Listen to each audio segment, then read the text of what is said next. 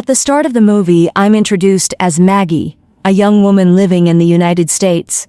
I have a law degree, but my heart is in teaching, so I work with kids instead of joining the legal world.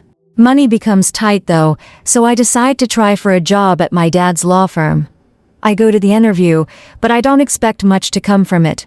Later, I meet my friend Sarah at a restaurant. She invites me on a short trip to Calpurnia. I feel worn out from my routine and really need a break, so I say yes.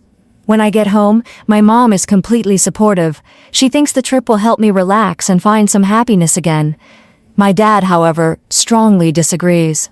He wants me to cancel the trip and focus on becoming a lawyer like him. He even says he can call the firm's manager and get me the job right away.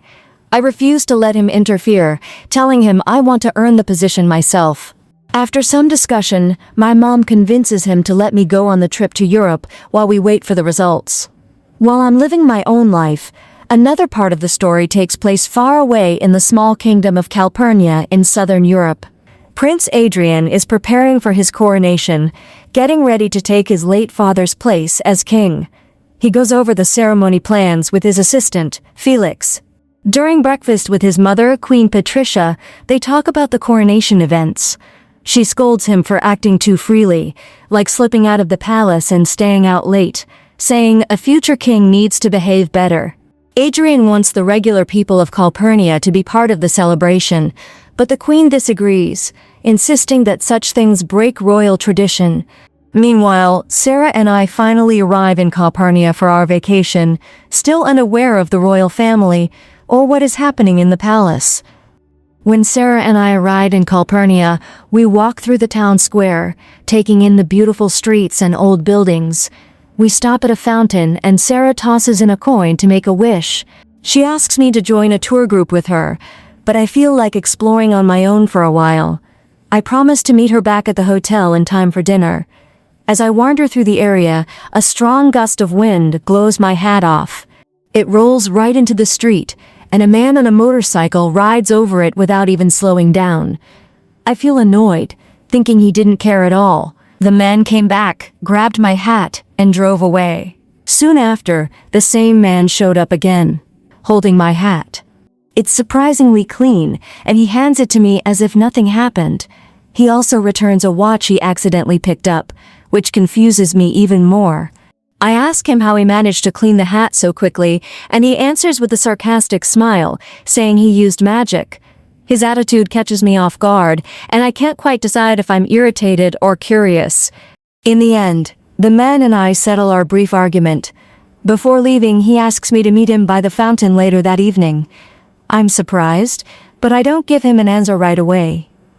As the coronation day gets closer, he continues to think about having a celebration for the public. He asks the royal advisor for guidance, but the advisor avoids giving a clear opinion. It seems like he lets go of the idea after that.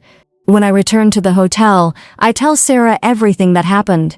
While we're talking, a little girl named Katia walks in and tries to sell me a small souvenir. One of the hotel staff members rushes over and tries to push her out, saying she is bothering the guests. I step in to defend her and tell them I want to buy the souvenir because I care about children. The staff still doesn't agree, and the whole situation becomes tense. Later, I'm unsure about meeting the man at the fountain. Part of me wants to avoid the whole thing, but Sarah encourages me to go and even comes with me for support. After we meet him at the fountain, Sarah gets the feeling that he's actually a good person, so she leaves us alone. He and I decide to walk to a nearby cafe together. When we arrive, the waiter almost calls him "You're high," before he quickly gestures for the man to treat him normally. I don't think much of it, assuming it's some kind of mix-up. We sit together and start talking. I tell him about my life back home and how my dad keeps pushing me to become a lawyer. He listens closely and admits that his own mother puts a lot of pressure on him too. That small connection makes me feel a bit more comfortable around him. I mention how much I enjoy working with children, and he seems genuinely surprised. He tells me he likes kids as well, though he doesn't go into much detail. When I ask about his family, he avoids the real story and simply says they work in business. I don't question it. Before we leave, he asks if he can see me again. I'm a little caught off guard, but I agree. The next morning, Sarah and I wake up to a huge breakfast set up in our hotel room. We're both shocked. A hotel staff member hands me a letter explaining that the meal was arranged by him. The note is polite and warm, and I can't help smiling as I read it. After the fancy breakfast, I start wondering who Adrien really is. I even ask the hotel staff if his family owns the place, but they won't tell me anything. All they say is that his family is good people, which only makes me more curious. Adrien and I meet again later and walk through the streets of Calpurnia. We talk about our lives, our dreams, and the things that worry us. I feel our connection growing stronger, but then his assistant, Felix, suddenly calls and insists that he return right away.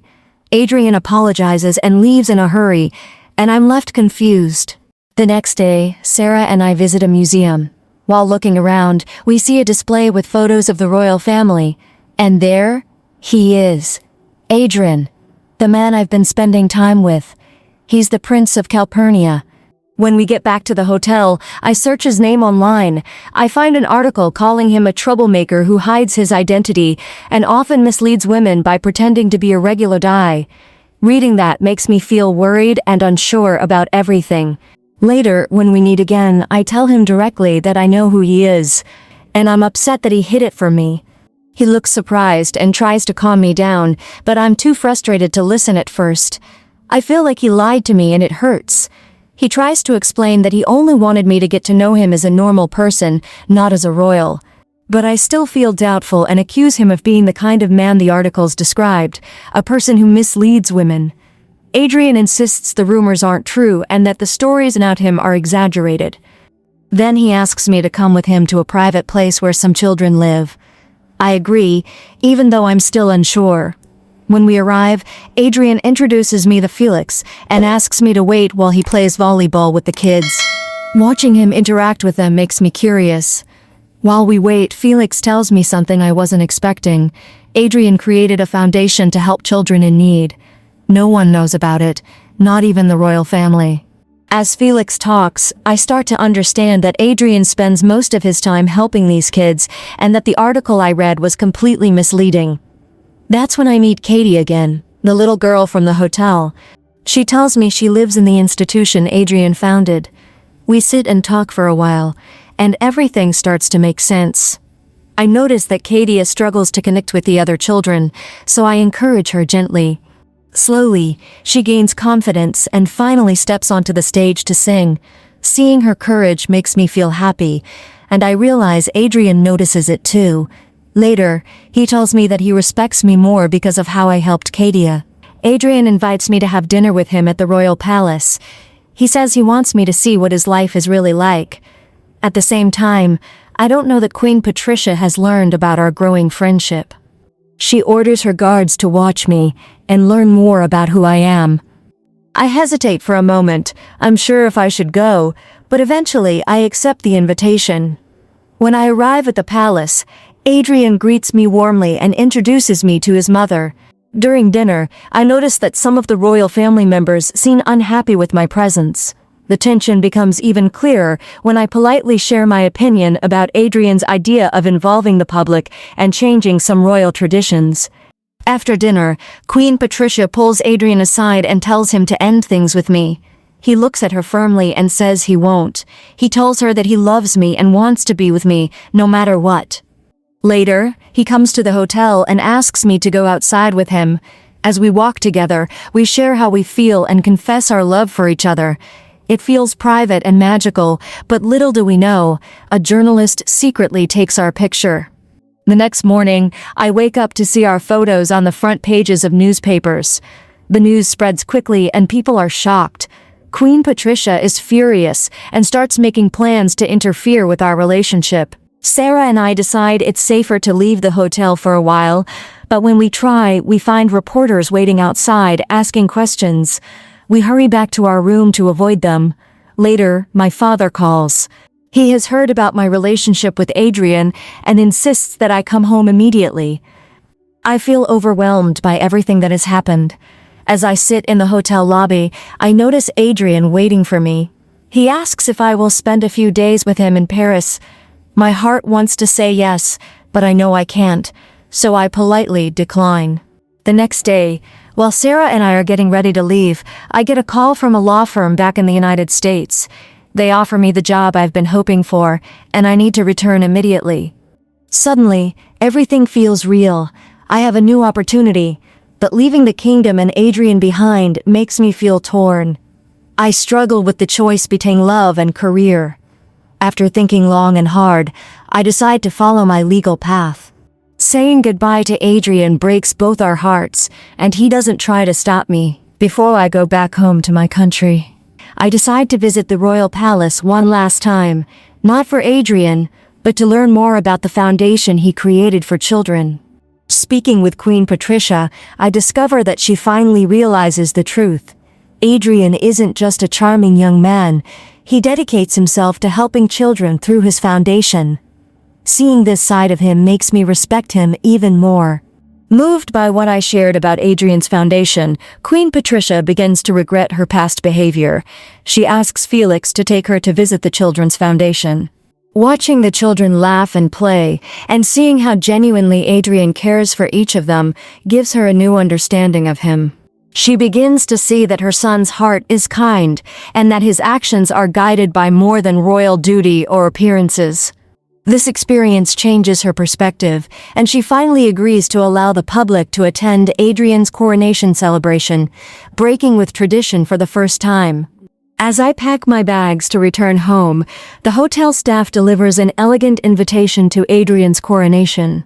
At first I hesitate to go, feeling unsure if I should step back into that world, but Sarah encourages me, reminding me that this is part of the adventure we came for. Meanwhile, Queen Patricia comes to realize just how much Adrien has been hurt by our separation. She decides to fully support him, letting him follow his own path without pressure or interference. Later, she even comes to me personally at the hotel, offering a heartfelt apology for her earlier behavior, and surprising me with an offer to work in Calpurnia, especially at Adrien's Foundation for Children. I'm caught off guard but deeply moved. I realize that this opportunity is exactly what I've always dreamed of, to work with children and make a real difference in their lives, and I decide to stay in the kingdom. On the day of the coronation, Adrien stands proudly among his family and the people of Calpurnia. When I arrive, our eyes meet, and I feel his warmth and affection. Now officially crowned, he asks if I plan to return home or stay by his side. I take a deep breath and tell him I will stay. I announce that I've decided to work at his foundation and confess my love for him. In the final moments, Adrien and I stand together, surrounded by the children and people whose lives he touches. He has found in me true love, and I've found in him someone kind and devoted. We know this is where we belong, together, building a life of love and purpose. Thanks for tuning in. Don't forget to subscribe, hit the bell icon, and stay connected with us.